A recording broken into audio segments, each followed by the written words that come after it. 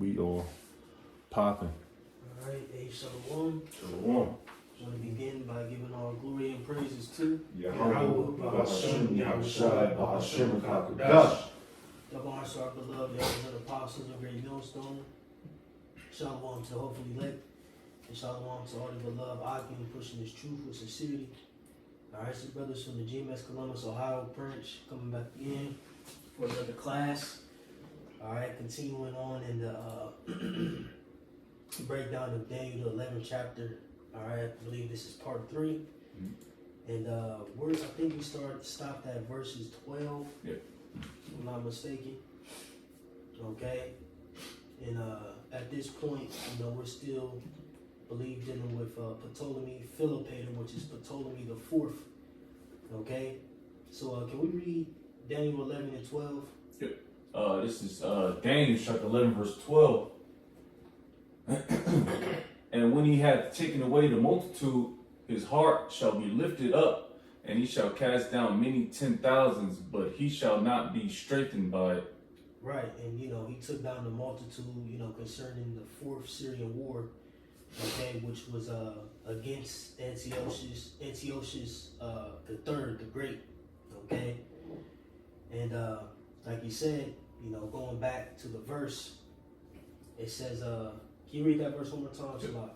And when he hath taken away the multitude, his heart shall be lifted up, and he shall cast down many 10,000s, but he shall not be strengthened by it. Right, his heart shall be lifted up. So, ultimately when he won that Fourth Syrian War, all right, he got proud, all right, concerning Ptolemy Philopator. He got proud, all right, and his heart got lifted up. Okay, so now we're going to dive into that, all right. And just like the beloved Elder Peliah was going into, we briefly touched upon, concerning Third Maccabees. All right, Third and Fourth Maccabees dives into this history concerning Ptolemy Philopator, again, Ptolemy the Fourth. All right, so Lord willing, if a brother can pull up Third Maccabees, okay, and we're going to go to chapter 1. And really, I was reading through a few chapters, and man, it's a lot, man. It's a beautiful book too, by the way. Lord, once I finish reading both books, plan on doing some lessons on them anyway. So, Lord's will bring some edification out on that. But if the brother can pull out Third Maccabees, because now we're going to deal with the multitude that he cast down.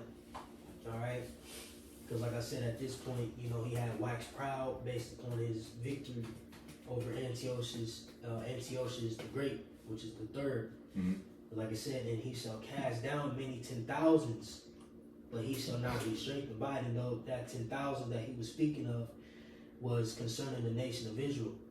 All right, because after his victory, he went down to our land. His conquest. Yep, he went down to our land. Okay, and waxed out, he tried to enter into the, he entered into the temple, well, Jake, very compassionate, and, again, when we dealing with these wars, we got to understand that Israel is in between these wars, all right, when you deal with Col Syria or Col all, that's what it means, all Syria, which, that the king of the north and the king of the south were fighting over. Israel's in the midst of this. Okay, and ultimately this is still the Greek Empire, all right, because Greeks are ruling. It's just, different regions, different rulers in their respective lands. But they ultimately have, all the provinces and, they conquered, between, their different dynasties, the known world at that time, in their various regions, all right. Like I said, dealing with the king of the south and the north, going into ultimately the Ptolemaic dynasty and the Seleucid dynasty. All right, whoever's got the upper hand, they're ultimately ruling over Israel, okay? Because like I said, Israel is in the midst, of these battles. They're in between all of this, okay? So, can Jake get Third Maccabees 1? And I believe, let me see, you can start at like 5. Start at verse 5, Lord willing. What are you Bible Gateway. Alright. So, Lord's will, man. I intend to get down to like the 19th verse. You know what I'm saying? Yeah, kind of. But we'll see, man. You know, you got it, bro. Come on, this is the third Maccabees, chapter 1, starting at verse 5. It says, and so it Read the first verse Mhm. and then jump. Come on. Third Maccabees So chapter. give some context. Yep. Third Maccabees chapter 1 and verse 1. It says, now, Ptolemy, Philopator, learned from those who had returned to Antiochus, had captured some of Ptolemy's territory. Ptolemy gave orders to all his forces, foot soldiers and mounted soldiers, to break camp, along with all his forces, and accompanied by his sister Arsinoe, he set out for the region of Raphia, where Antiochus' troops had set up camp. Right, you know, so jump to 4. Come. Verse 4 says, when a fierce battle arose and things were going rather well for Antiochus, Arsinoe went out to Ptolemy's army with pathetic cries and with her hair all in disarray. Right, so you know, Antiochus started to, you know, win the battle. All right, so the sister went out, like you said, pathetic cries and with her hair all in disarray. You know, she went out there pleading to the troops, pretty much. You got it. She urged them to rescue themselves and their children and wives. Right, so she pretty much persuaded them, like, hey man, y'all need to get back to y'all children and wives. You know, rescue yourself, fight harder. You know, you got it. It says, bravely promised to give to each man 2 mannas of gold if they won the battle. And so it turned out that the enemies were destroyed in hand-to-hand combat and were taken prisoner. Yeah. After overcoming the plot, Ptolemy decided to visit. You know, Ptolemy in the winning. You know, you got it. After overcoming the plot, Ptolemy decided to visit the neighboring cities to encourage them. By doing this and by distributing gifts for their sacred shrines, he reassured his subjects. So the Jews had sent elders and members of the council to greet him, to bring gifts of friendship, and to congratulate him on recent events. As a result, he was even more eager to come to them as soon as possible. So he traveled to Jerusalem, sacrificed to the supreme God, made thank offerings, and did what was appropriate for the temple. As he entered the temple, he was struck with amazement at its brilliance and beauty. And he was as he admired the orderly arrangement of the temple. Right, so you know, he comes to Jerusalem. You know, pretty much we pay homage. You know, congratulate him. You know, because like I said, ultimately, you know, we're subject. You know, to him. You know, at this point. All right. But you got it. Verse 10, as he admired the orderly arrangement of the temple, he conceived the notion to enter into the holy place. Right, so, you know, if you know anything about, you know, the temple, all right, you know, you have separate parts of the temple, okay, and, you know, if you remember, we did a class on the temple, all right, real quick, just so Jake get I don't know if Jake feel like put a picture up. Yep, as you know, like a visual. Yeah, this is heavily. You know, because you had you know, the Holy of Holies, you know, which was only the high priest could enter. Okay.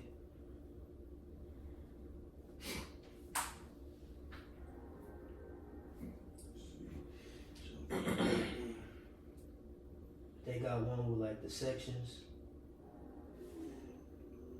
or let me see.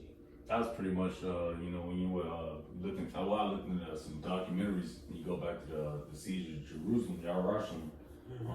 That was the fallback position, so to speak, because I was the one that needed to be protected the most. Yep. Not really, but you know, if it makes sense. Nah, it's the spirit. Yeah. Because this chapter type go into that. How zealous people were for the Lord at this time. Because it's going to go into, you know, him waxing proud, etc.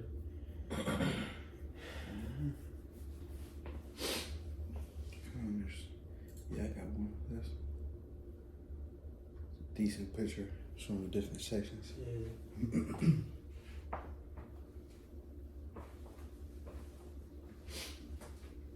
The water. All right, but you know, like I said again, you have the holies of holies. All right, and only the high priest could enter. You know, when this man told me Philippator, he wanted to enter into that place, which was forbidden. All right, but you can continue your call. Verse. You know, you have the outer court. You know what I'm saying, so on and so forth. You know, visual.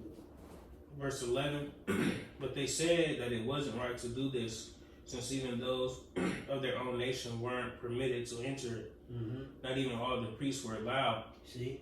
But only the chief priest, Yep. who was in charge over all, and he could do so only once a year. Right, the chief high priest, only he could enter into the holies of holies. All right, you know, you got it. But Philippator wasn't at all persuaded. Even after the law was read to him, he continued to claim that it was necessary for him to enter, saying, "Even if those persons are denied this honor, I shouldn't be." Right, see, he waxed proud. Yeah. See, that's how he got proud. You know, like I said, he won that battle. Okay, and then from that he got lifted up. He like, shit, you know, me? I can't enter into the, you know what I'm saying? But like they went into, they showed him the law, etc. Like, hey, this is forbidden. You know, you got it. He asked why, when he was entering every other sacred place, none of those present prevented him. And someone said, without thinking, that he was real wrong to speak of this as a sign. Mm-hmm. When even if for some reason this were true, Philippator replied, "Why should I, of all people, not answer, whether they are willing or not?" Mm-hmm. But the priests fell to the ground, still in their sacred robes. They filled the temple with crying and tears, praying to the supreme God to help them and to change the mind of the one who was wrongly imposing himself. Right, so they, you know, prayed like, man, because they felt ashamed like that. You know, they didn't want to get, you know, pretty much judged based upon, you know, this man entering into the temple because they knew it was forbidden, you know. So they prayed, you know, hey, you know, this is off. To, you know, to Yahweh Bahashem Yahweh Shai, you know. You got it. Read what verse you want? 17. Yeah, read to like 22. Come. It says, those who were left in the city were troubled and hurried out, thinking something mysterious was happening. The young girls who had been kept secluded at home rushed out with their mothers. They sprinkled their hair with dust and began to fill the streets with weeping and groaning. Mm-hmm. Even the young women who had just been adorned for their weddings left the bridal bedrooms that had been prepared for the marriage night. People loved the Lord then, you know. They heard the uproar. They you know things start rumor. You know what I'm saying? They start hearing what was going on. They left everything to go and pray. You know, you got it. It says, neglecting all proper modesty, they came together in the city in a wild rush. Mothers and nurses left newborn children here and there, some in houses, some in the streets. So they left their kids. You know what I'm saying? Mm-hmm. You know? You got it. And crowded together into the Most High temple without looking back. Mm-hmm. The people who assembled offered all kinds of prayers on account of the evil plot of the king. Mm-hmm. Some of the bolder citizens weren't going to put up with his intended plan or fulfill what he had in mind. They rallied each other to attack with weapons and to die courageously for the sake of the law of their ancestors, creating a great uproar in the holy place. The old men and the elders were barely able to restrain them, but turned them at last to the same stance of prayer. Gone. Nepal. Now we'll jump to the second chapter, start at verse 21. You know, because when you go up, and I was reading this, and I had put a screenshot. He said something beautiful in this. The high priest Simon, you know, prior to this, what we're gonna go into, you know, he pretty much prayed. You know, he said a very heartfelt prayer, man. It's a beautiful prayer. You know, but Jake can read that on their own time, Lord willing. But you can start at verse 21, because like you said, you know, in verses 12. Again, it says, and he shall cast down many 10,000s, but he shall not be strengthened by it, right? You know, ultimately him being lifted up in pride, you know, worked for his detriment, you know. It was for naught, you know, because he didn't gain nothing from it. You got it. So 3 Maccabees chapter 2, in verse 21, says, then the God who watches over all things, the first father of all, holy among the holy ones, heard this lawful prayer. He said, holy among the holy ones. Go ahead, bro. Heard you holy among the holy ones. Fire. Go ahead, bro. Heard this lawful prayer and scourged the one who had claimed too much for himself in his violence and arrogance. He said, the prayer of the humble pierces the clouds. Mm-hmm. You got it. It says, the Most High shook him this way, that as a reed is shaken by the wind, with the result that he lay helpless on the ground, his limbs were paralyzed, and he was unable to speak, since he was struck by a just judgment. So he down there had a seizure. You know, seized up. You know what I'm saying? Tightened up. You got it. His friends and bodyguards saw that the punishment that had seized him was severe. Fearing that even his life might fail, they quickly dragged him out, since they were terror-stricken. Mm-hmm. After a while, the king recovered. Even though he had been punished, he didn't change his heart and mind at all, but went away issuing bitter threats. Yep. Keep going. When he had returned to Egypt, Right, so this is when he's going to start casting down Jake. No? Go ahead, bro. When he had returned to Egypt, he added to his evil deeds with the assistance of his drinking companions and friends, who were strangers to everything just. The heathens, man. Were strangers to everything just. And these were Edomites, by the way. You know, and he was in Egypt, so it may have been Ham, you know. So, you know, all the nations, you know, whoever was in power, they had all other nations amongst them. You know, it's a melting pot. You know, but we understand that, you know, Ptolemy, Philopator, etc., they all go back to Edom, you know, stemming from, you know, Macedon. You got it, bro. Verse 25, when he had returned to Egypt, he added to his evil deeds. Verse 26, he wasn't afraid with his innumerable indecent acts, but he also advanced to such a degree of impudence that he circulated false reports in the various districts. Many of his friends took note of the king's purpose and followed his lead. He proposed to spread blame publicly against the Jewish nation. He set up a stone near the tower in the courtyard with the following inscription carved upon it. Right, so, you know, this goes to show again that the Israelites were scattered. So you had Jews in Alexandria, Egypt. And this is a good thing to reference concerning 70 AD. You know, when we fled into Africa. Right. You already had, you know, Israelite communities in these different areas in Africa. You know? So this help proves that further. See? The diaspora, you know, or us being dispersed. You know, where did Jake flee to? Jake fled to Africa because there were communities already in Egypt, already in, you know, parts of Africa, etc. You know? But you got it. Verse 28, it says, none who refuse to sacrifice are to enter into their sanctuaries. In addition, all the Jews are to be registered in their property catalog.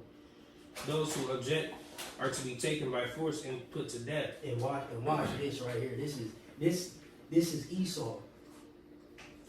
It says those who are registered are to be branded on the body by fire with the ivy leaf sign of Dionysus, and are also to be assigned to their former limited civic status. You see?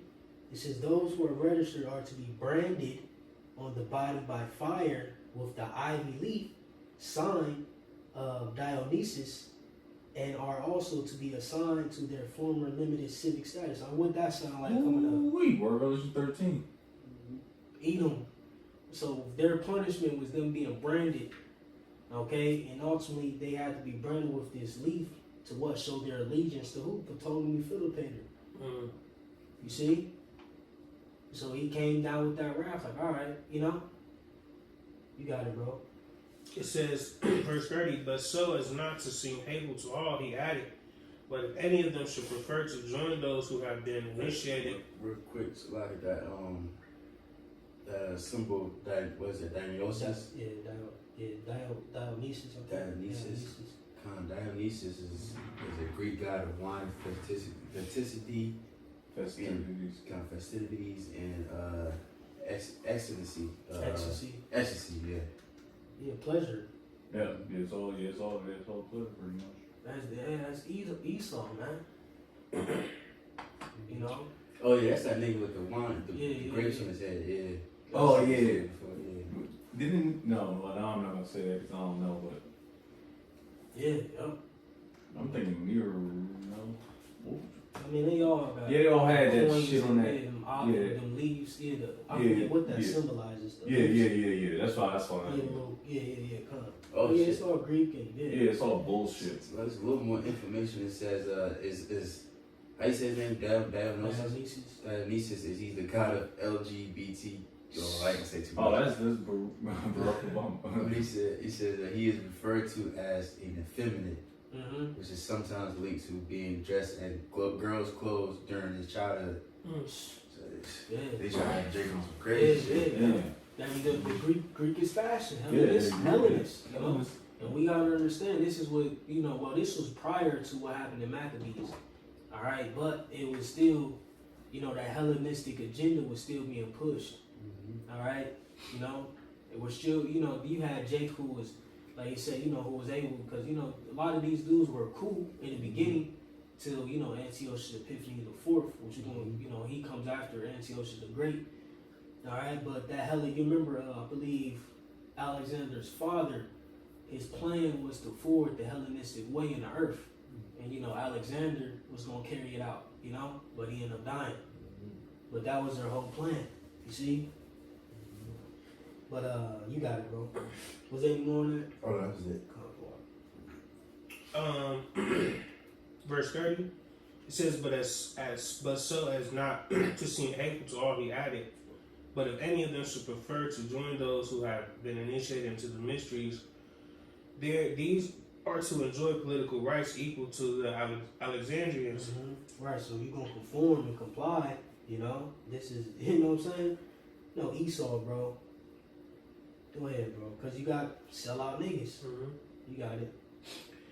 Now some Jews, while pretending to detest the steps to be undertaken for the city's religion, readily surrendered themselves to share in great fame through the association they will have with the king. You see, niggas is fake, bro.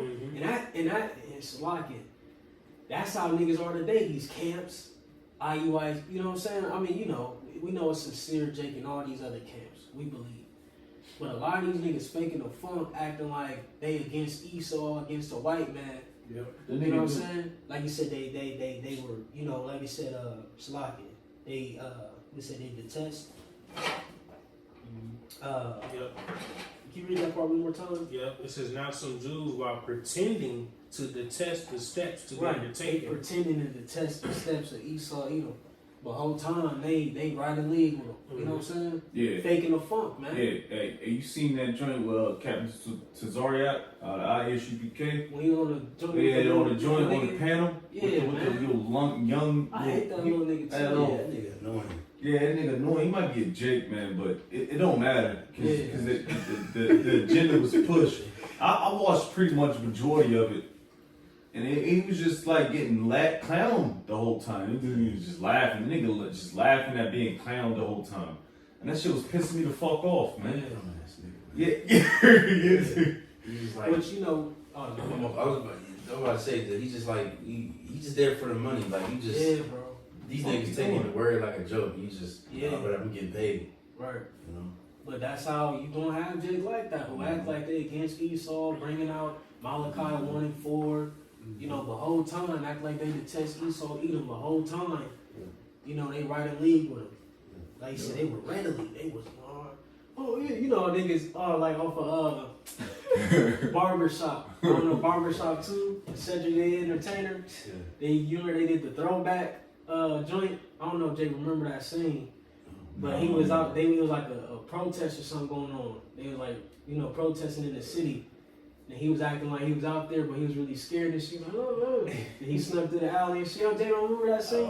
We're gonna have to play that shit after this class. But yeah, man, he was acting like he was, he was like, then he started seeing shit getting crazy. Like, hold on. I was like, he got up out of there, man. You know? You got it, bro. It's a lot, you know. But hey, it's real, man. This is real history, bro. This is secular history, you know, mingled in with history from the scripture. These are real events. And you can really look up Philip Hayter. This is a man who really lived, you know? And this is how we know this is just more proof of niggas, bro. You know what I'm saying? You got it, man. Back in, What you looking up there? I was trying to find it. Yeah, Jay gonna remember Jake C. You got it, bro. Yeah, probably. Back in verse 31, it says, "Now some Jews, while pretending to detest the steps to be undertaken for the city's religion, readily surrendered themselves to share in great fame through the association they would have with the kingdom. But the honorable majority were strong and didn't depart from their religion. They bravely tried to save themselves from being registered by resorting to bribes in exchange for their lives. They remained hopeful of obtaining help." Jake has some integrity then, you know? And they look with Now look at niggas, bro. Buns. Streets, very fast. You got it. and they looked with contempt on those Jews who had deserted them. They considered those. Oh, and see, this further proves the situation in the New Testament. You know, going into the Jews and the Greeks, those who were Hellenized at this time. You see, you can see the feud now. Like, man, yeah, who the fuck? You don't fuck about this nigga. This nigga ain't got no beard and shit. You a Greek? Bald face, yeah, bony face. You know, and this is beautiful, man. You get more of the history. Like, you see how Jake operated. Like, when they seen Jake who was selling out, like they was filled with contempt. Like, man, who the hell is these? You know, these sellout niggas. Your parents were sellouts. Like, who is these niggas? These niggas can't come back into the fold. You know. You got it, bro. Finish it out. It says they considered those who gave in to be enemies of the Jewish nation and no longer associated with them or offered them assistance. See? They ain't associated with them. So now what? They're cast away. So now what? They're likened unto what? Gentiles. See? But Will, you got a point? Yeah. Cause I've been reading this. I think what translation you reading? I'm in KJV. All right, Con. CSB. Con. Oh, that's what I've been reading. But yeah. What you got? I don't know what, cause this on YouTube. I don't know what version this is. But Oh yeah, this CEV. I thought I changed it. No, Okay. it's CEV. So this might be a KJ, I believe. I'm gonna read that same verse. Well, in the middle, towards the end, it says they abhorred their own apostates. I believe that's the word. Consider them to be a natural foes, and debarring them from the common usage of social intercourse. It's just like the Lord said, like certain, like you don't keep the Sabbath or Passover. Sometimes you get put to death. But also says that soul be cut off. So Jake was like, "Now we ain't dealing with you niggas at all.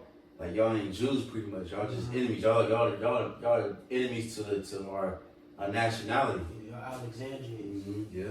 That's crazy. Yeah, that's the same way we are now with Jakes in the world. Like, we ain't buddy with you niggas like we once were. Yeah. You MAGA hat wearing niggas, man. Yeah, man. We're not one with you, and even dealing with certain other camps, we not in cahoots with y'all because y'all ain't right.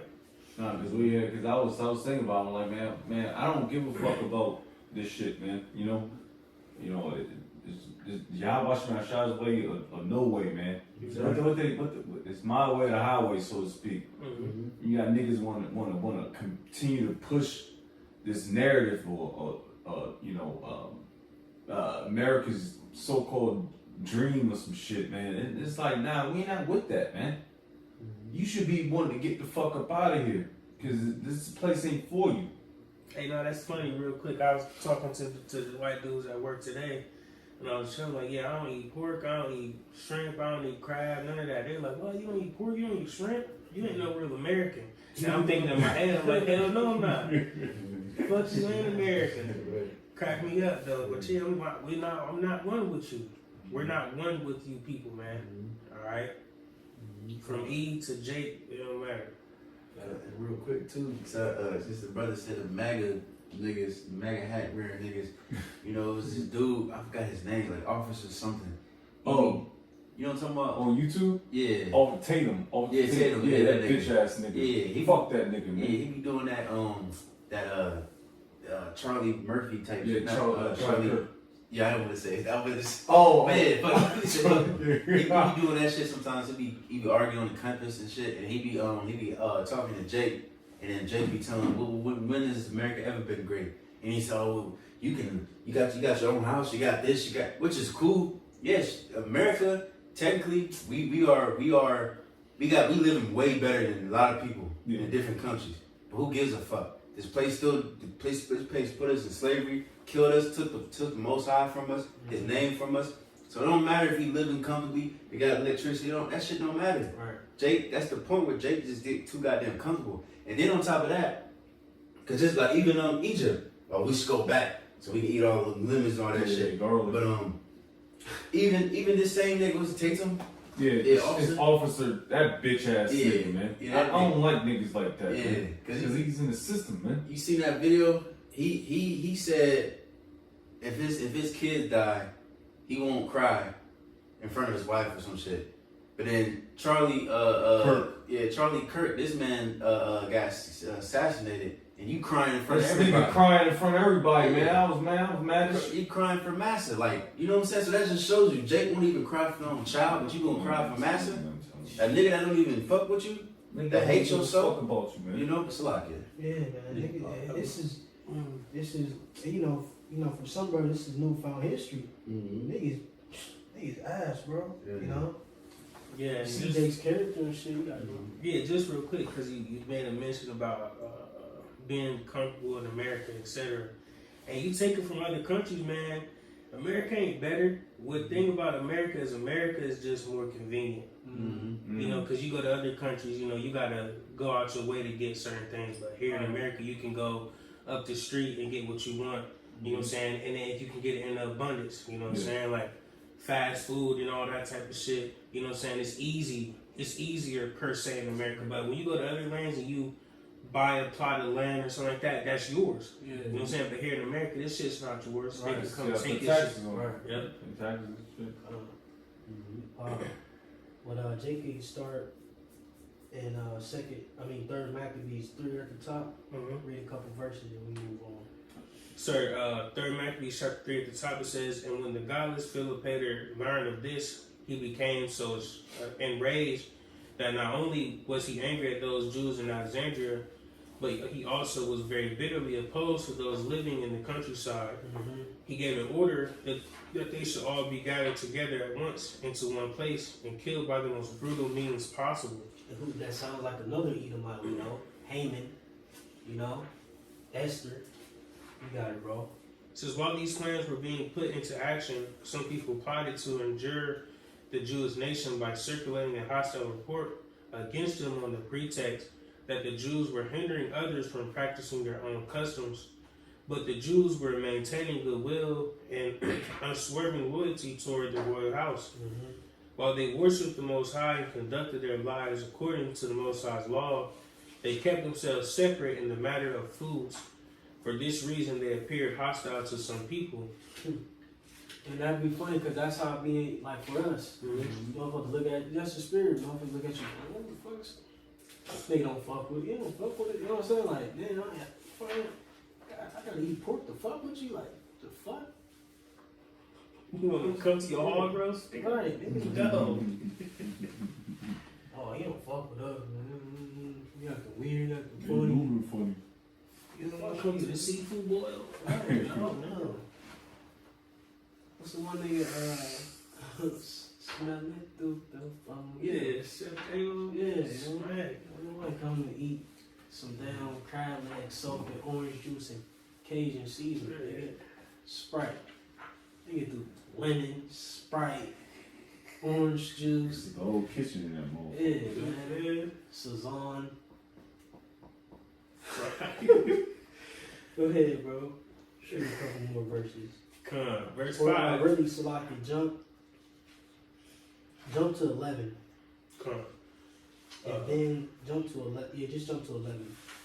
Third Maccabees 3 verse 11 says, but the king took pride in... So, Salaki, you see how one verse, this what Daniel 11 is. You know what I'm saying? Yeah. So, for the viewers, man, Salakia.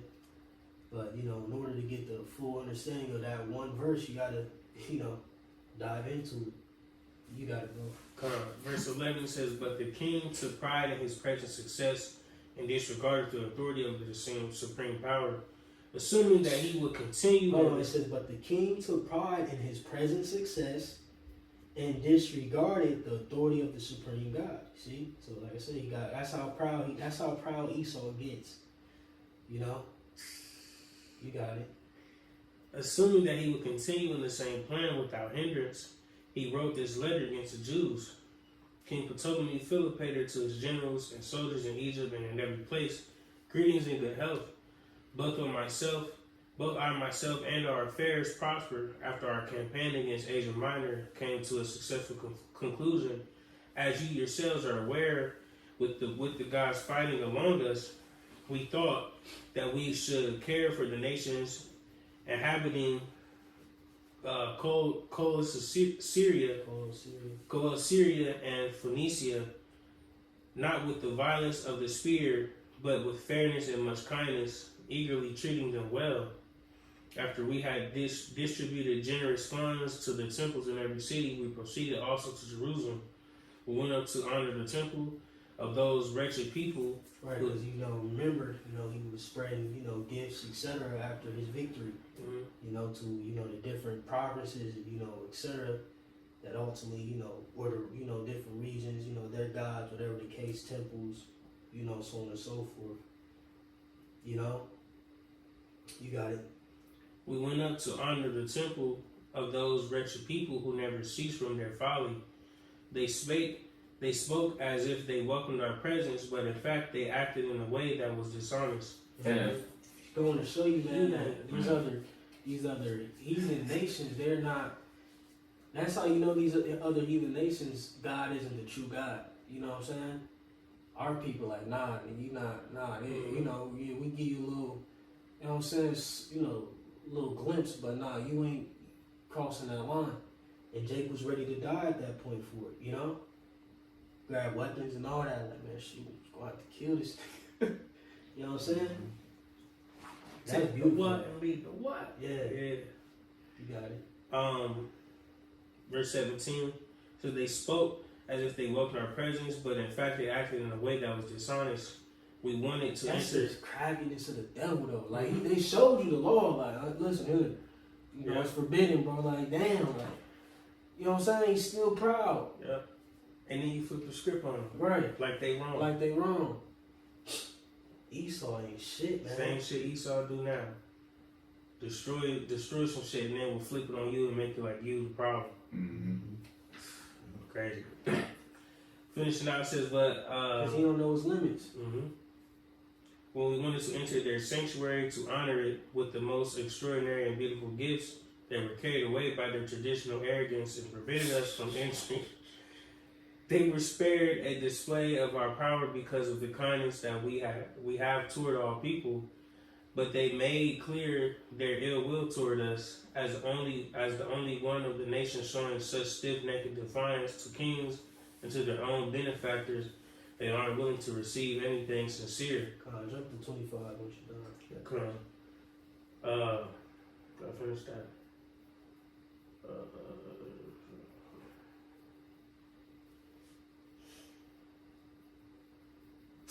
Esau something else, man. Heathen, man. He said verse 25, Salaki.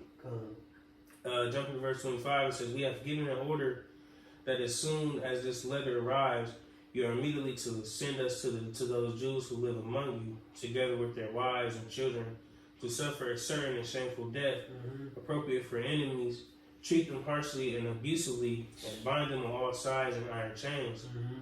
We are sure that when these people have all been punished, the affairs of our state will be established more securely and in a more excellent condition for the future.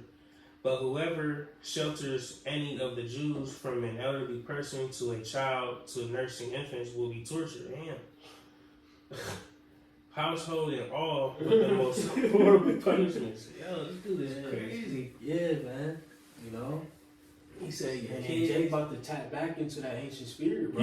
Yeah. He about to tap back into that torturing, clipping niggas, you know, that hostile shit. Clipping niggas, you know, big toes off and, you know what I'm saying? Dude said from your kids to your granny. Yeah. He's, Everybody's going down.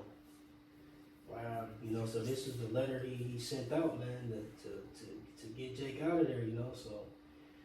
And you what's know, the quick sloppy? Yeah, but you know, through the spirit, you know, for time's sake, man, that's probably half the video, man. It's locking, bro. But we already talking about it. Man. But you know, if you want further information on, you know, what happened, you know, Lord's will, Jake could just, you know, continue reading, or you know, take the time to read Third Maccabees, etc. You know, for more secular history concerning, you know, that one verse. But you want to make a point? Yeah, just real quick, because you know he's sending out these threats and, you know, saying executing on these things. You know, what I'm saying, like the brother said, these things are going to come back. Just like he's saying, he's going to go from your peoples, your grannies, to anybody. You know, if you go against this, man. So you know, it's going to come that time for us. You know, when you know our peoples, you know, what I'm saying, you know, our peoples might be cool with us now. But when Esau come down trying to, you know, spare him. You know, yeah, trying to, you know, hey, if you don't do this, man, give them up or whatever, we gonna kill y'all, we gonna torture y'all, you know what I'm saying, until we get to them. You know what I'm saying? So it's all a ramp up effect, man, that's gonna happen real soon. Calm. But Jake can jump back to Daniel 11. Back to Daniel 11 and 13. For the king of the north shall return, and shall set forth a multitude greater than the former, and shall certainly come after certain years with a great army with much riches. Right, and this is still dealing with Antiochus III. Okay, you know, because again, you know, he lost the Fourth Syrian War to Ptolemy Philopator. You know, when he regrouped, you know, he went back and regrouped. Okay, and at this point, you know, now, you know, he's ready to set forth his conquest once more. Okay? You know, and by this time, you know, once he went on his second run, you know, whatever, you know, Ptolemy the fifth, all right, Ptolemy the fourth son, all right, which is Ptolemy the fifth Epiphanes, you know, is now in power. Okay? You need to see chart. Oh, yeah, right there. This one? Oh, shit, I can cut this joint on, man. You good? You got your second joint? Yeah, I got another charge too. All right, Verse 14. And in those times there shall many stand up against the king of the south. Also the robbers of thy people shall exalt themselves to establish the vision, but they shall fall. All right, so now can Jake cue up? Well, real quick, Lord willing, can Jake? Can we cue up Antiochus III the Great? And then can we cue up Ptolemy the fifth Epiphanes? And then can we cue up the fourth or the Syrian Wars? Should be on Wikipedia. It should have them all in line. I got Antiochus III. Okay, did we read some of it? Yeah, we read. Tapped into some of his. Not of him though. We haven't. No. Well, let's just read a little bit of it. You know, a little bit about him. I got it. I got it if you want. Yeah, this is Antiochus III the Great. Antiochus III the Great was a prominent Hellenistic king of the Seleucid Empire, known for his military campaigns, administrative reforms, and efforts to restore the empire's power from 223 to 187 BC. Her early life and ascension to the throne. Antiochus III was born around 241 BC to Seleucus II, Callinicus, and Laodice, II. He ascended to the throne at the age of 18 in 223 BC, following the assassination of his brother Seleucus III, Cyrenius. His early reign was marked. Hold on, give me a second. His early reign was marked by challenges, including a fragmented empire and revolts from governors in key regions. Military campaigns and achievements. This is Antiochus III is best known for his ambitious military campaigns aimed at restoring the Seleucid Empire. All right, you see, so like I said, like I said, during the Fourth Syrian War, he lost, but he regrouped. All right, because at this point, the Ptolemaic dynasty down there in Egypt was facing, a lot of turmoil, inner turmoil, economic, where things with the economy was failing. You had a lot of revolts going on, rebellion going on. You see, so Antiochus or Antiochus, some brothers say Antiochus. He seen this, all right, and tried to take advantage of it. All right. So if a brother can get the Fourth Syrian War and read the first 3 paragraphs, Lord. Wikipedia. Yep, Fourth Syrian War. Just click it on the wiki, then it's going or type in Syrian Wars. 6 Syrian Wars. Because like I said in verse 13, it says, "For the king of the north shall return, and shall shall set forth a much greater and shall set forth a multitude greater than the former." Right, so we regrouped, got more troops, expanded, and shall certainly come after certain years with a great army and with much riches. Right, so we let that things settle. Ptolemy the fourth died. Now Ptolemy the fifth is in power, but he's very young at this point. And like I said, Egypt is going through a lot as well. So he's trying to take advantage of this, which is going to go into the Fifth Syrian War, okay? Which, he tried to strategically, make moves during that as well. You know? It just kind of sounds like America, so to speak. Yep. You got it, though. Whoever. You got it. No, it ain't. Oh, okay. I get it. Where you at? Nah, Syria. Oh, Slovakia. Okay.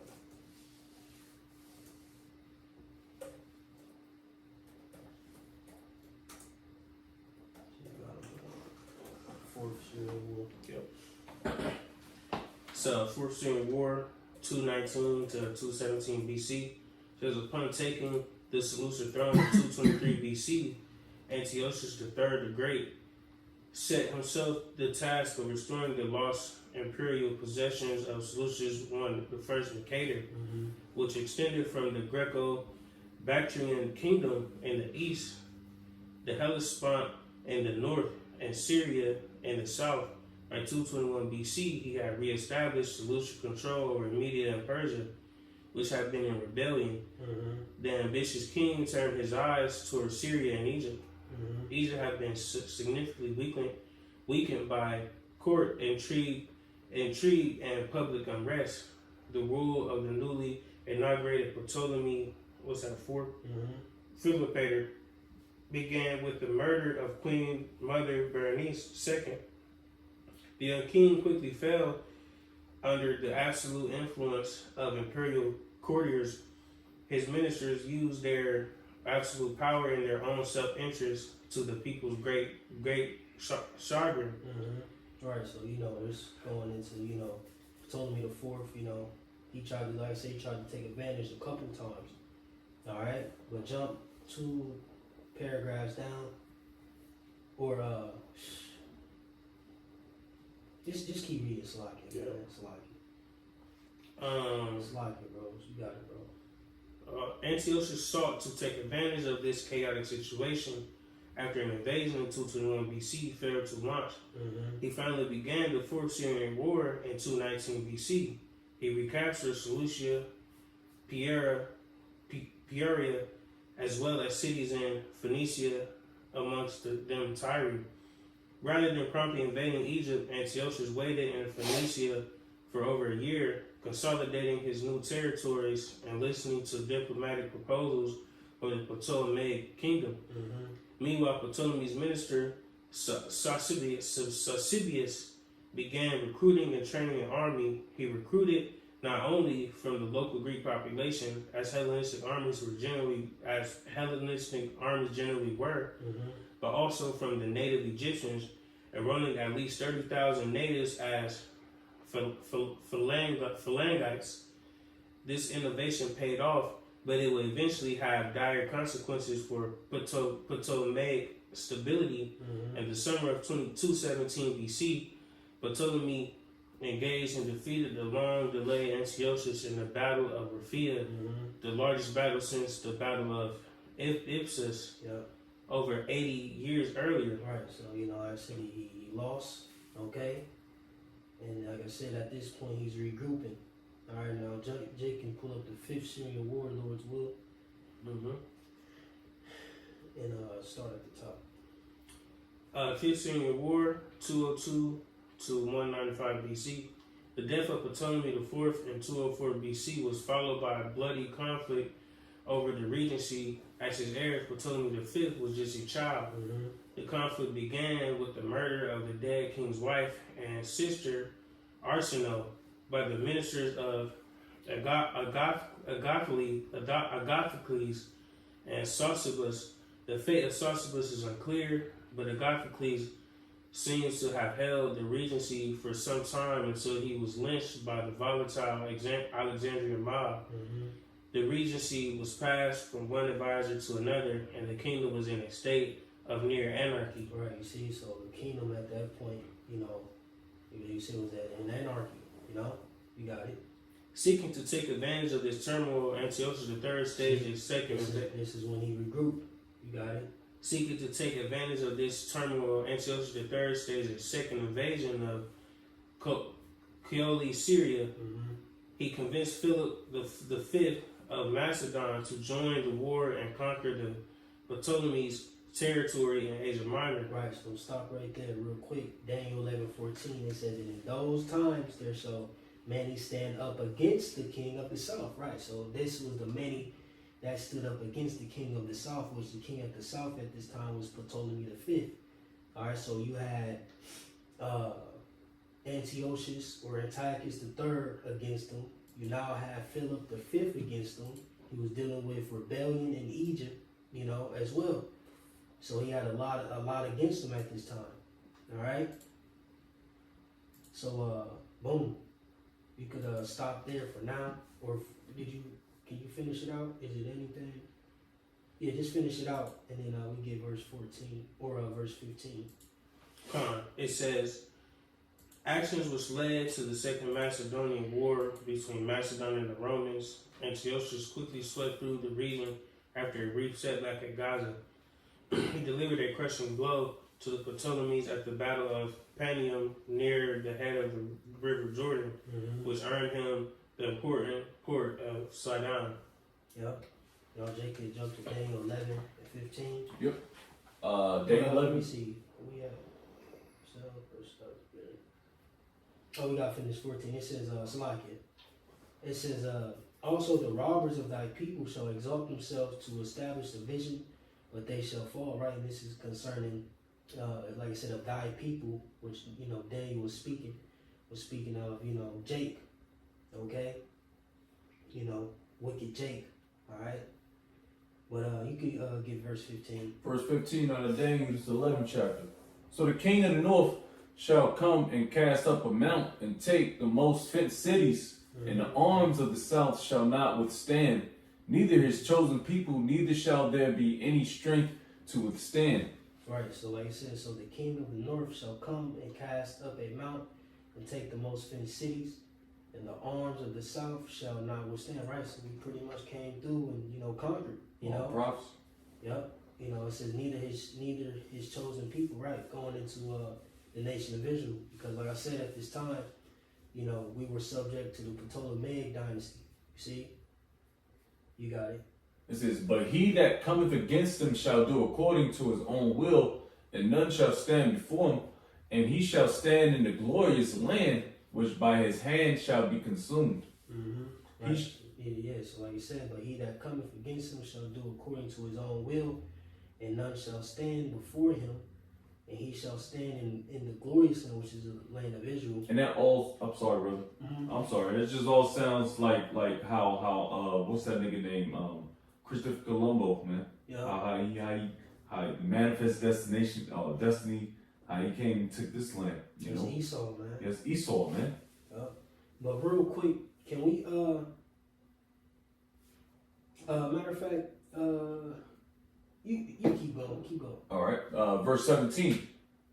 He shall also set his face to enter with the strength of his whole kingdom, and upright ones. And he here is Antiochus Epiphanes the third, or Salaki Antiochus the Great the third. We still dealing with him. You got it. Kingdom and upright ones with him. Thus shall he do, and he shall give him. Upright ones is the nation of Israel. Yep. And shall give him the daughter of women, corrupting her, but she shall not stand on his side, neither be for him. Right, come on, so boom. Yeah. You know, at this point, Antiochus the Great the third, all right, now, okay, offers up his daughter to Ptolemy the fifth. So Lord's will, can we pull up Ptolemy the fifth? Just so we can get some back history on him. And then you still got that fifth Syrian war. Mm-hmm. Okay, come on. All right. And then Lord's will, I'm gonna have you continue in there after you read a little bit on Got a that. quick on it. Ptolemy the Fifth of Epiphanes, also known as Ptolemy the Manifest. That's funny. Was a significant figure in the history of ancient Egypt. He ruled from 204 BC until his death in 180 BC, and is remembered for his tumultuous reign, marked by both internal upheavals and external threats. His life, reign, and accomplishments are central to understanding the decline of the Ptolemaic kingdom, as his rule marked a turning point in Egypt's history during the Hellenistic period. Ptolemy V's reign began with disastrous civil wars and was followed. Oh man, you can't make man. Because every time I'm thinking about this dude, this Cracker, I'm thinking about America, how DJ Trump is running America. It's just synonymous. It's just crumbling from the inside to it out, man.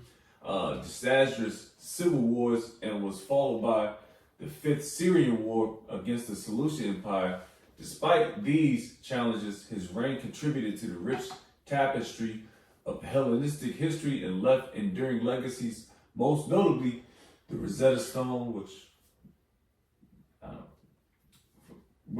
has been instrumental in our understanding of ancient Egyptian civilization. Gone. Right. Yeah, that's pretty much the, Yep. All right, so real quick, hold on, let me go through something real quick. Yeah, it just shows you the signs as how synonymous everything is with the Edomites today. Nothing changed. Nothing's changing, man. The Greek Empire, the Roman Empire, Roman 2.0, which is pretty much Babylon the Great, the whore. It just shows you the playbook, man. And you know what, you niggas still wanna be all cutesy with the so-called white man. You gotta rub elbows with him a little bit to eat, because Deuteronomy tells you that you got the one of all things. You go to your fucking slave master.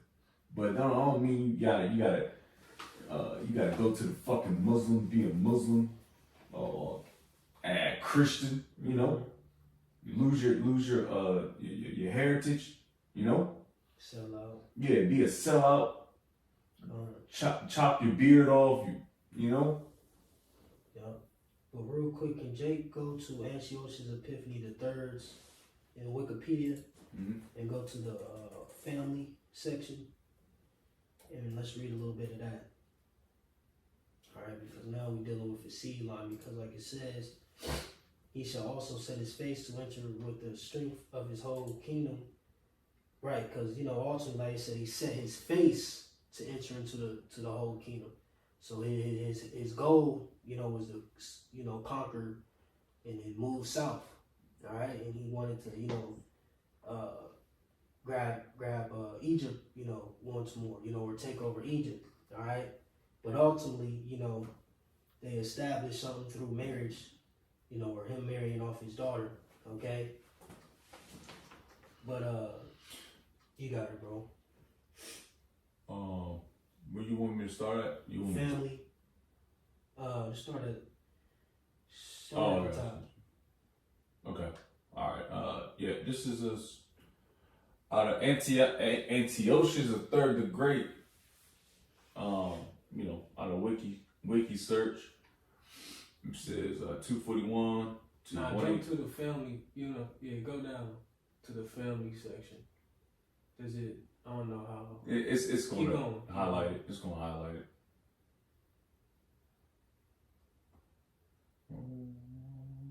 Here we go. Right there. All right. We got the family section out of Wiki. Antiochus III. In 222 BC, Antiochus III married Princess Laodice of Pontus, a daughter of King Mithridates II of Pontus, and Princess Laodice of Seleucid Empire. The couple were first cousins through their mutual grandfather, Antiochus II Theos.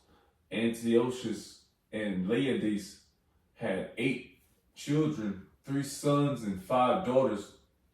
221 to 193 BC, Antiochus III's first heir, apparent and joint king with his father from 210 193 BC, Seleucus IV, Philocpator, 220 to 175 BC, Antiochus III's successor. You can just read the names. You ain't gotta read the dates. Just read. Gotcha.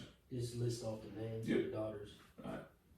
It's the daughter name unknown, betrothed in Demetrius I of Bactria, Laodice IV, married all 3 of her brothers in succession and became queen of the Seleucid Empire.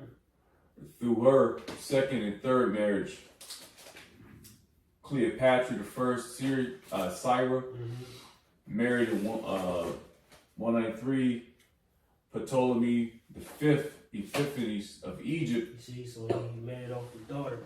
All right. Yeah, it was keeping it kind of. That's how they do it. They keep it close. Right. Pretty much he just, he was using his daughter as a way to gain access or pretty much reign over the Egyptian, region through her. He tried, he pretty much tried to he pretty much sacrificed his daughter so he could try to slip his way into that kingdom and overthrow it, in a nutshell. Because that's why it says, but a prince for, so I can know verse 17. That's why it says, thus shall he do, and he shall give him the daughter of woman, right, which is Cleopatra, the first son of Sulla, corrupting her, right? So that was his agenda. Yeah. To use her to try to get in the midst of that, of that kingdom. Yeah. It says, but she shall not stand on his side, right? So she didn't side with her father. It says, neither be for him, right? She didn't, allow him to use her, as a weapon, so to speak, So that ended up, failing. All right. But, the hell with the rest of his children. That's what we wanted. All right. So, did we read some on? Yeah, we read some on Ptolemy 5. But real quick, go to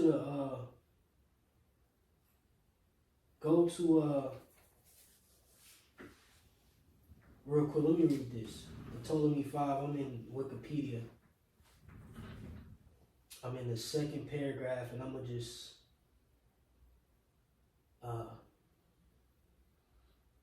I'm gonna jump to where it says the 5th Syrian War.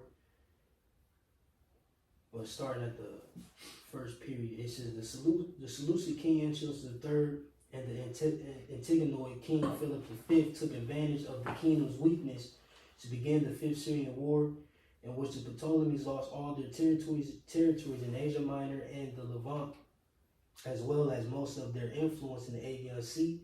Simultaneously, Ptolemy V faced a widespread Egyptian revolt led by self-proclaimed pharaohs Huanefer and Ankhenefer, which resulted in the loss of most of Upper Egypt and parts of Lower Egypt. Ptolemy V came of age in 196 BC and was crowned as pharaoh in Memphis, an occasion commemorated by the creation of the Rosetta Stone. It says, after this, he made peace with Antiochus III and married the daughter of Antiochus III, Cleopatra I, in 194/3 BC. This outraged the Romans, who had entered into hostilities with Antiochus III partially on Ptolemy V's behalf, and after their victory, they distributed the old Ptolemaic territories in Asia Minor to Pergamum and Rhodes, rather than returning them to Egypt. However, Ptolemaic forces steadily reconquered the south of the country, bringing all the Upper Egypt back under Ptolemaic control in 186 BC. In his last years, Ptolemy V began maneuvering for renewed warfare with the Seleucid Empire, but these plans were cut short by his sudden death in 180 BC, allegedly poisoned by couriers worried about the cost of the war. Right, so just some more background, and then like I said, concerning, the peace treaty or the peace that was trying to be made by Antiochus III, which, like I said, ultimately was a plot to try to get into Egypt, But now we can get Daniel 11:18. All right, verse 18. After this shall he turn his face unto the isles, excuse me, and shall take many. Right, so, we're still dealing with Antiochus III. He says he shall set his face unto the isles, which is the islands. Islands, yeah. Yeah. But a prince for his own behalf shall cause the reproach offered by him to cease. Right, so real quick, Salakia. It says, and shall take many, right? So he was, conquering further. He set his face, toward the islands, those islands over there, in the midst of Asia Minor, off the coast of Asia Minor, etc. And, he was moving west, but like it says, but a prince for his own behalf shall cause a reproach offered by him to cease, right? Which that's going into, the up and coming Romans at that time.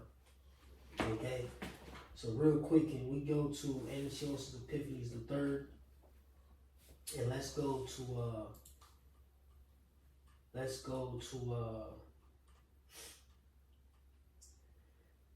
it should be wars against Rome. Right. War against Rome and death. Yeah, got it. Yes, Antiochus then moved to Asia Minor by land and by sea to secure the coast towns which belonged to the remnants of Ptolemaic overseas dominions and the independent Greek cities. Right, see that, and that's what fucked him up, He went to the independent Greek cities, which, at this time, the Romans, what was free, it was freedom, or the Greek, they was dealing with the Greek freedom, all right? You got it. This enterprise earned him the antagonism of the Roman Republic since Smyrna. Smyrna and Laxactus appealed to the Republic, which at the time acted as a defender of Greek freedom. The tension grew when Antiochus in 196 BC established a footing in Thrace.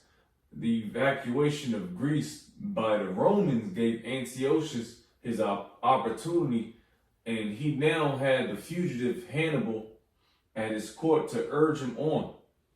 In 192 BC, Antiochus invaded Greece with a 10,000-man army and was elected commander-in-chief of the Aetolian League in 191 BC. However, the Romans under Manius Achilles Glabrio routed him at Thermopylae,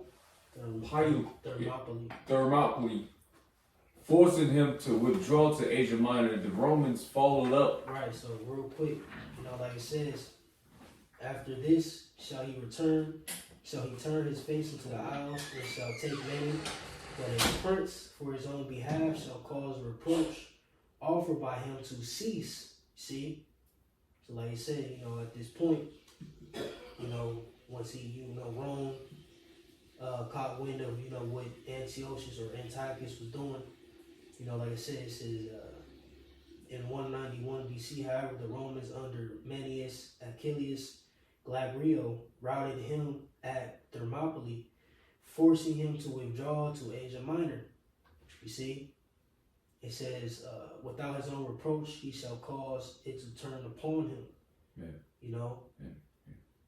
So you can keep reading, and then it's going to go into it further. It says, forcing him to withdraw to Asia Minor. Mm-hmm. The Romans followed up their success by invading Anatolia, and the decisive victory of Scipio Ansiaticus at Magnesia and Siculum, 190 BC, following defeat of Hannibal at Sea of Side, delivered Asia Minor into their hands. Mm-hmm. By the Treaty of Apamea, 188 BC, Antiochus abandoned all the country north and west of the Taurus Mountains, most of which the Roman Republic gave either to Rhodes or to the Attalid ruler Eumenes II. Its allies, many Greek cities, were left free. As a consequence of this blow to Seleucid power, the outlying provinces of the empire recovered by Antiochus reasserted their independence. Antiochus mounted a fresh eastern expedition in Luristion, where he was killed while pillaging a temple of Bel at Elymas, Persia in 187 BC. Right, so reading verse 19 real quick, it says, then he shall turn his face toward the fort of his own land, right? So he tried to go back to Asia Minor. It says, but he shall stumble and fall and not be found, right? So he ultimately died. God, put to death. Yep, so, but real quick, it's a lot, God. We gotta just real quick go tap Treaty of Apamea, because this is a very, very, man, I'm telling you, the scriptures are real. Type in the Treaty of Apamea. I got it. And then just read. Yep. Because, like I said, Rome, caught his ass in his tracks. They shut all that shit down, Yeah, and this is what they had, documented. Yeah. All right. That war, man. I mean, it is fire. It's a lot, bro. It's a lot. God damn, but it shows you the transition, of kingdoms, so to speak. Right. And now you see Rome growing at this point. Mm-hmm. And then, we're getting into the New Testament. Well, after this, you had First and Second Maccabees. Yeah. Then, the New Testament. Yeah. But you got it. It says the Treaty of Apamea was a peace treaty. Peace treaty. Mm-hmm. Right, didn't that nigga Donald DJ Trump just signed one in the Middle East? Like, what the fuck you? Right. Come on, man. The Treaty of Apamea was a peace treaty conducted in 188 BC between the Roman Republic and Antiochus III, ruler of the Seleucid Empire. It ended the Roman-Seleucid War. The treaty took place after Roman victories at the Battle of, Thermopylae. Good Lord. In 191 BC, the Battle of Magnesia in 190 BC, and after Roman and Rhodian naval victories over the Seleucid navy, Esau always been in war, bro. Yo, This this nigga tired. You got it. But jump to terms of treaty. Yep. The This treaty. is all going to lead into Antiochus Epiphanes the Fourth. This is all we gotta bring this out. And this is in the scripture. This is cold. Go ahead, bro. Terms of the treaty. If you ain't know why this was, it's one of them verses where if you ain't know why this was written, now you know. You know what I'm saying? You got to know the history to know the mystery. You got it, bro. Yes, sir. It says terms of the treaty. The treaty, according to Appian, obliged Antiochus III to abandon Europe altogether and all of Asia west of the Taurus mountains. He had to surrender all the war elephants in his possession. Oh, shoot, that War elephants. war elephants. War elephants, and they had the. Oh, I remember that. Oh, Yeah. 500 and 300. Yeah. Like, bro, they train. That shit fire though. Yeah, that's Elephant crazy. going to war with you, however they have With it. horses. Yeah, Yeah, damn. somebody shit. War elephants in his possession and was limited to 12 warships for the purpose of keeping his subjects under control, but he was allowed to build more if he was attacked. Antiochus was barred from recruiting mercenaries north of Taurus, that is from territory just ceded to Roman allies Pergamon and Rhodes, and entertaining fugitives from the same. Antiochus had to give 20 hostages. Right, so this the point. It says Antiochus had to give 20 hostages. Go ahead. Whom the Roman consul would select. The hostages should be changed every third year. Man, that reminds me of what's going on down in Hamas in Israel today. Yo, this is, man, you can't, man. It says, real quick, the Roman consul was the two highest elected public officials of the Roman Republic. Just a little quick little. man, you can't make this shit up. Right, so now you see the Esau, got another How route, synonymous it is. the Roman Republic coming up, This is all inner turmoil, Esau against Esau. Yep. You got it. It says Roman consul was select. So the Roman consul selected hostages. All right. It says except the son of Antiochus, which that son is pertaining to his heir. All right. Yeah. But he had more than one son. Yeah. You got it. It says Antiochus in the future he will maintain no elephants. The Seleucids were forced to pay an indemnity of 15,000 talents of silver of debt, 500 Uribic talents immediately, 2,500 more when the Roman Senate ratified the treaty in installments of 1,000 talents, each to be delivered to Rome annually for the next 12 years. The Seleucids also agreed to an indemnity of 540,000 modi, which is like a man. modi of corn. He was also forced to surrender all prisoners and deserters to his enemies. And Eumenes II, the king of Pergamon, whatever remains of the possessions he acquired by his agreement with Attius the First, the father of Eumenes. Right, so, pretty much it's the downfall of Antiochus the Great. All right, so, remember, the Roman council, selected, this was a part of the treaty. They selected 20 hostages. Now, can Jake get First Maccabees 1 and start at like 8? And now we diving into your mans and then, and, then we're going to cut it off.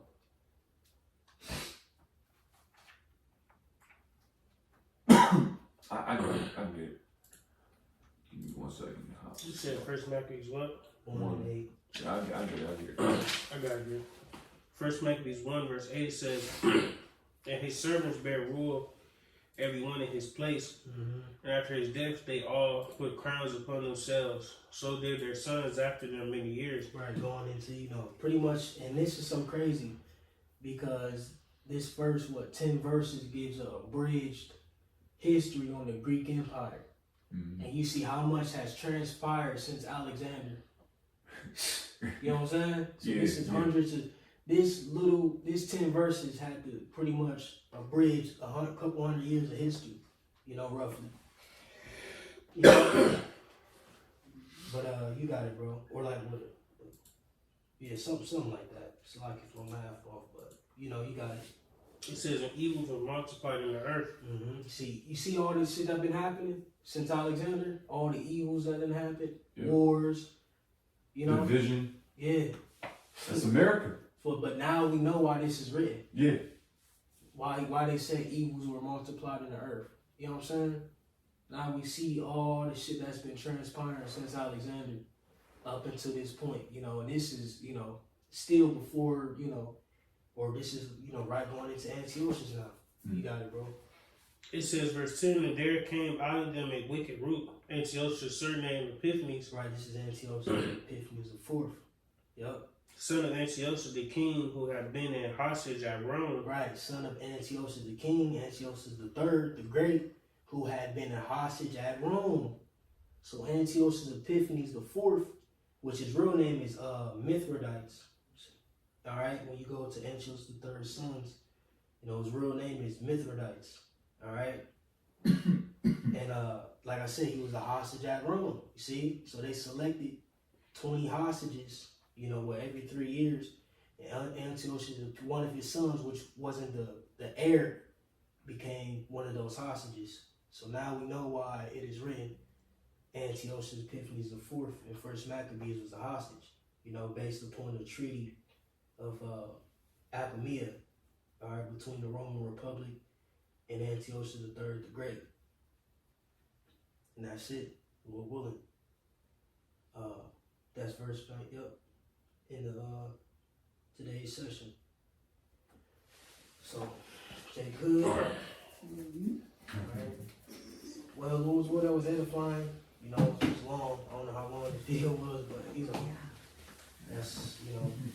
that's the conclusion to this portion. And Lord's will, next week we'll be back for more.